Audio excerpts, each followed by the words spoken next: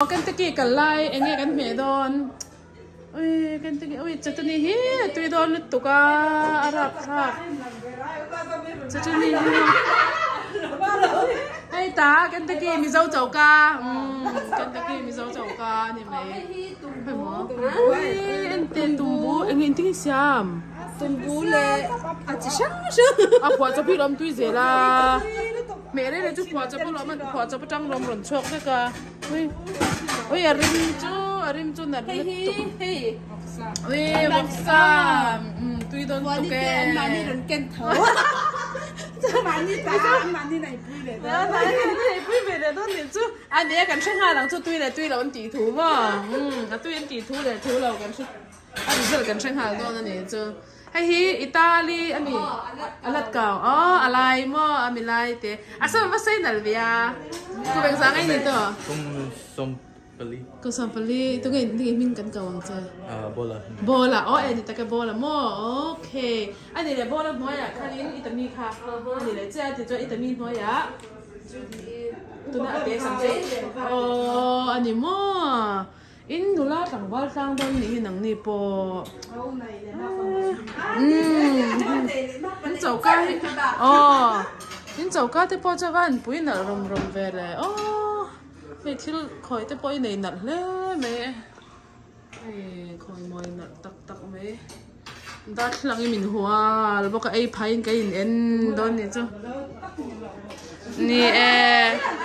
มีเจ้าตะกินควาสินจนหม้อตักล้อมควาสินจนเห็นจังเท่าทวีกันเรารอบเบอร์ร้านเด็กจ้า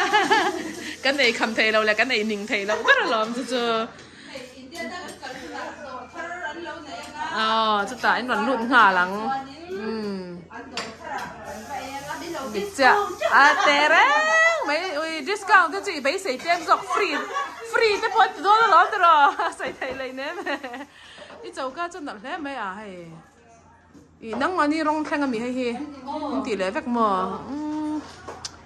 น่ะเขาไม่อันทีวีละจวนอินไอน่ะเหรียญจอกโดนนะทีวีละเหรียญรับค่ะ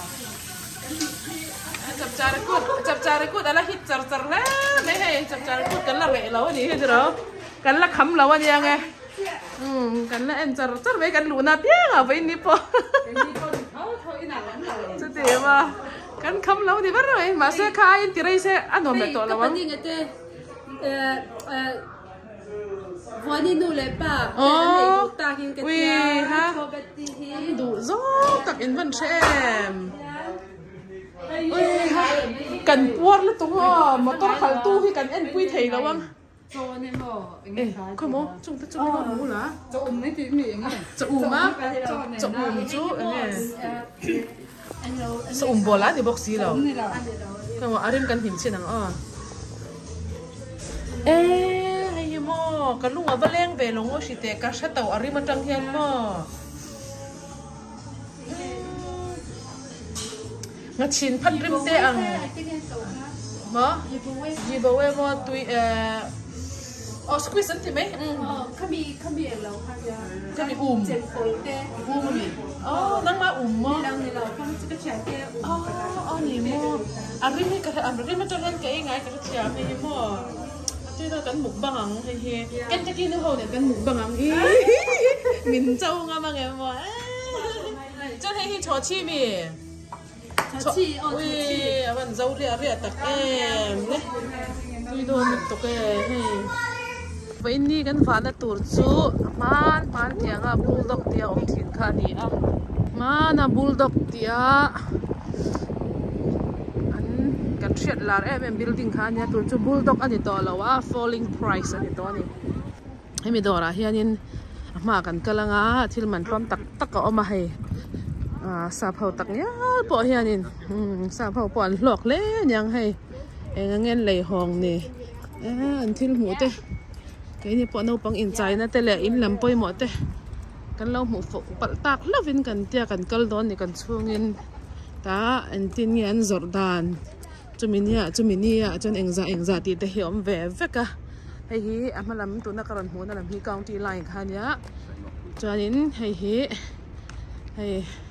ต thọ trần lệ Sunday lệ thọ trần hiền chỗ lá thọ lệ hi cheng rukania ni lai cheng li ni lai thọ trần cheng ni với ni Friday hi cheng khat na tuk Saturday ya hi chuanin sen som hi panga la kani ta hai nin du jan no ko ro chung kan nu tam tak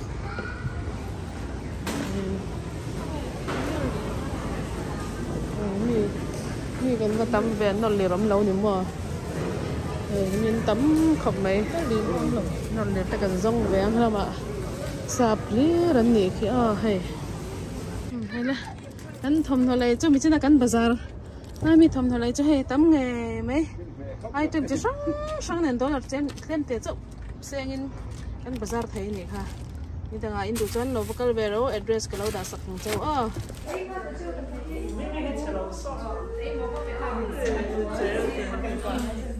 cái lần nút hayแต่ฮันกันมีสิคานี่นี่น่ะกันเลยนี่เฮ้ฮันใจเราดูสักพักอ่ะไอ้นางมาเสียงก็จะมีจะเสีย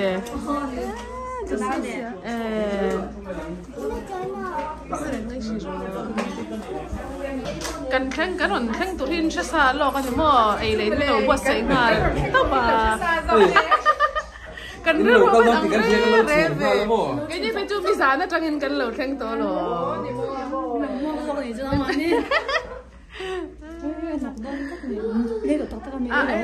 ไอ้มาสาระค่ะไอ้มาสาระมิสอินโทรเดจูหลังบ้านจะรันทรอยเจ้าตัวละไม่ใช่เลยหมอคนไปจ้าหลังบ้านไหนชนเตรันทรอยตัวละนี่เลยอันทรายนักต่อใจเนี่ย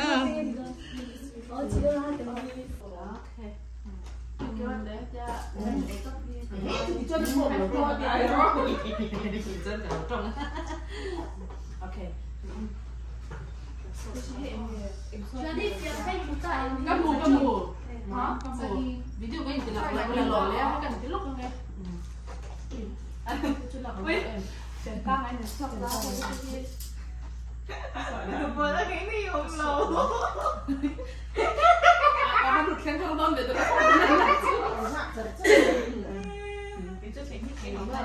ok tốc độ rồi cái này luôn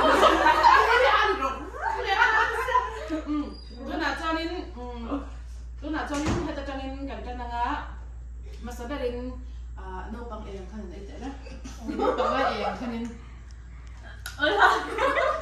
cái gì ăn sặc lắm vậy hai cái này là bằng em khăn em rồi đấy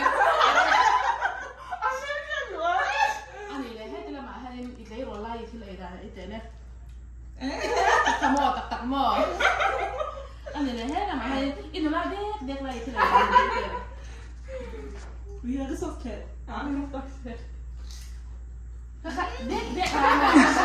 in di sak mesi sak orang ngausi ani lai nula sinyal ai lai nula sinyal to ka ilan ni mo ka chin sa to ani lai hanin nula pangai miss ai dan mi house ai dan ai te na atau bangkal teh ya su papu cuma lalu tisu lalu kita papu siang papu tak apa